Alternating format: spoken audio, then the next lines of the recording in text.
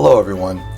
So it's December 10th, 8:30 at night. I'm one day off from doing my blog post this week. As you can see, this is our video blog post for the month. Normally I do it on a Monday, but I had a commitment last night, so this is it.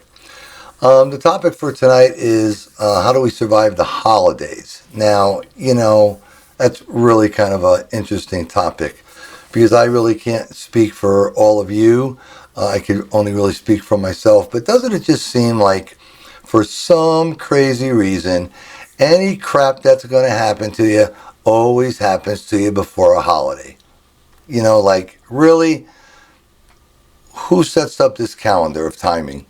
But before we get into this topic, first of all, this is an extremely busy month for me. I have a lot of traveling to do and a lot of commitments for my books and so on and so forth. So on top of it being the Christmas season. So this is going to be my last blog post for 2019. The next post will go out, I believe it's, let me look and see, I believe it's, January 6th. We'll be resuming Monday nights again. But I just want to take a quick second to do two things. I want to thank all of those that have purchased my books and have subscribed to my blog in 2019. You guys are all great.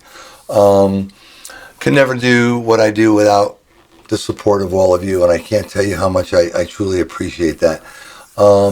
We picked up about 750 new subscribers to the blog in 2019 over 2018, and hopefully we're experimenting with different things, and hopefully we'll pick up even more new subscribers in 2020. So let's get to the topic of how do we survive Christmas. It was simple. When we were kids, man, what did we do? We got up in the morning, we opened up our toys, we knocked ourselves out, everybody else cooked, did all the work, did all the cleaning, and we just had a grand old time. Then we get older and that R word, and I put that R in quotes, starts to set in, responsibility. Now we have responsibilities. We're not older, we're now adults. Maybe our parents are getting too old to carry on their traditions, so that kind of falls on us. So, I always try and tell people in my family that as much as I enjoy Christmas holiday, which happens to be my most favorite holiday of the year, but Christmas is really for the kids, is the way I look at it. They have all that joy, all that excitement. They still believe in Santa Claus. You can see it all over their face. They don't have to cook. They don't have to clean.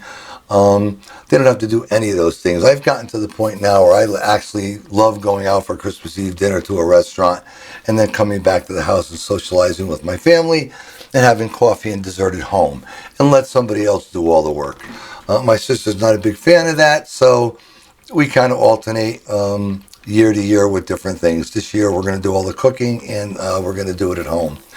But a lot of things happen over the holiday season. Those of us that have people in our lives, families, significant others, children, we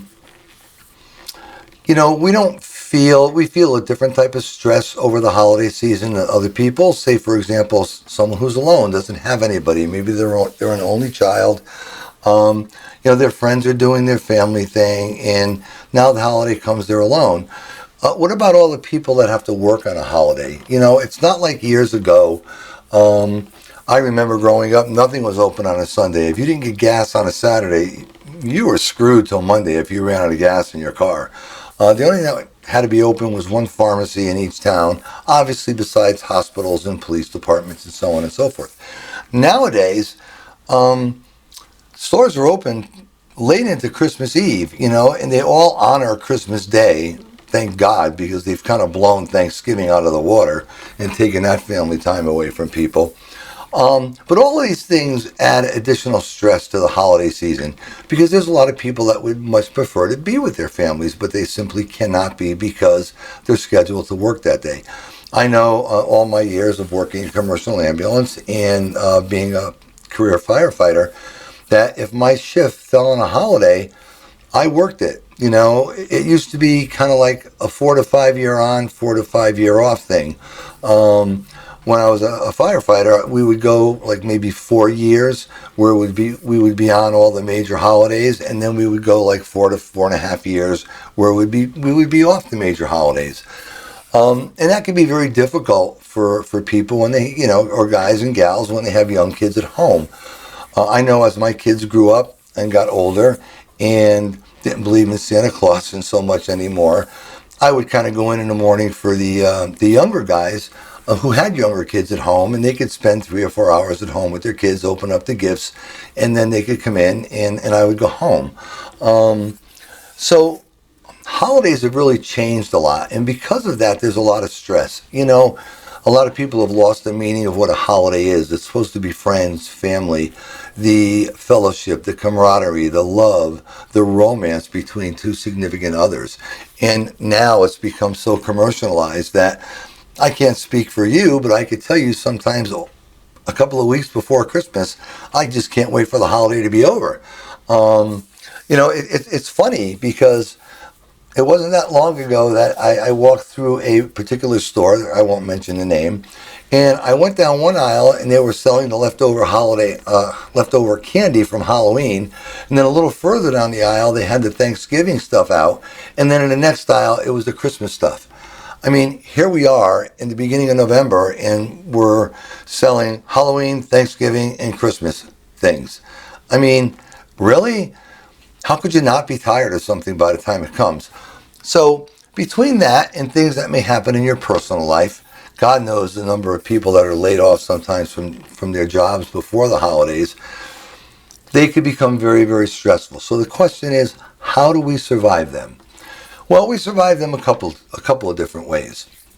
And I know these things are easier said than done. I wasn't born yesterday. I just didn't get off the banana boat.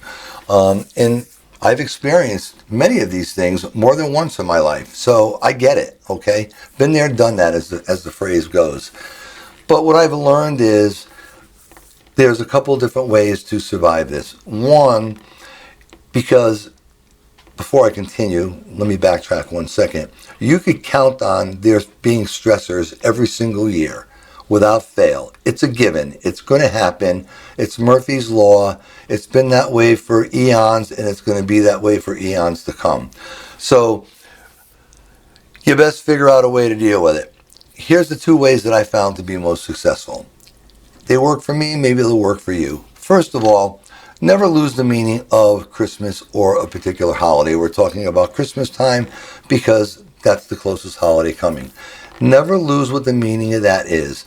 It's whether you practice a specific religious faith and part of that meaning happens to deal with your faith, that's perfectly fine. If you don't, and it's just strictly about your family and friends, just remember, don't lose sight. Through all the TV commercials, through all the Black Fridays and Cyber Mondays and all this other crap that's out there to commercialize something, don't lose track of what the holiday means. It is your time to spend with the people you really care about, the people you love. And just put the rest of that crap aside. You have to deal with it. So, I find that I deal with it as early as possible. I get my Christmas shopping done so much earlier than I need to because I just want to get it out of the way and get that stress out of the way so I can enjoy the actual preparation in the season itself. So, number 1, don't lose the meaning. Number 2, and this is the biggest key thing that really not only doesn't just apply to holidays, it applies to everything in your life. Don't worry about the things you can't control. All right? I mean, there's 1,000 things that happen at the holidays. Some dear friends of mine have lost their closest family members a week before Christmas. When I was a paramedic and when I was on Christmas Day, I don't want to tell you how many times in my career I had to respond to a house and pronounce someone deceased on Christmas Day with their family there having Christmas dinner. That's a memory that they're going to have every single year. Now, the way around that is, and again, I know it's easier said than done, is when we lose people close to us in life. And unfortunately, this past year was a very bad year for deaths of people I knew. Many of my close friends passed away this year, very, very young due to various illnesses. What I try to do is look through the sadness and look to the memories. my mom and dad are both gone, and I miss them dearly at Christmas. I have to tell you, it was a great struggle for me for 2 or 3 years to keep the Christmas tradition alive, primarily for my children. Once my father passed away, I was the oldest male figure in the Italian family, and now all of a sudden everything falls back on you to keep everything going. So I really struggled to keep those traditions going, but I knew I needed to keep them going for my children so they could pass those traditions, hopefully, along to my grandchildren. So the moral of what I'm trying to say to you is no matter what, there's going to be sadness. You have to look past that, and you need to look into the joyous part of it. Find that joy inside yourself, within your heart, within your soul, and focus on that. And if you do that, then you're going to find that you're going to have a much happier holiday season. These are my thoughts on the holiday. If it helps some of you, fine. If it doesn't, hey, all we can do is give it our best shot. Things work differently for different people. But with that, I want to end by saying thank you all once again for the great support you've given me in 2019. And I sincerely hope you'll continue to do that as we move forward. And I want to wish everybody in your family, from my family to yours, a very Merry Christmas and a safe, healthy, and prosperous New Year. Thank you so much. Ho, ho, ho! Merry Christmas!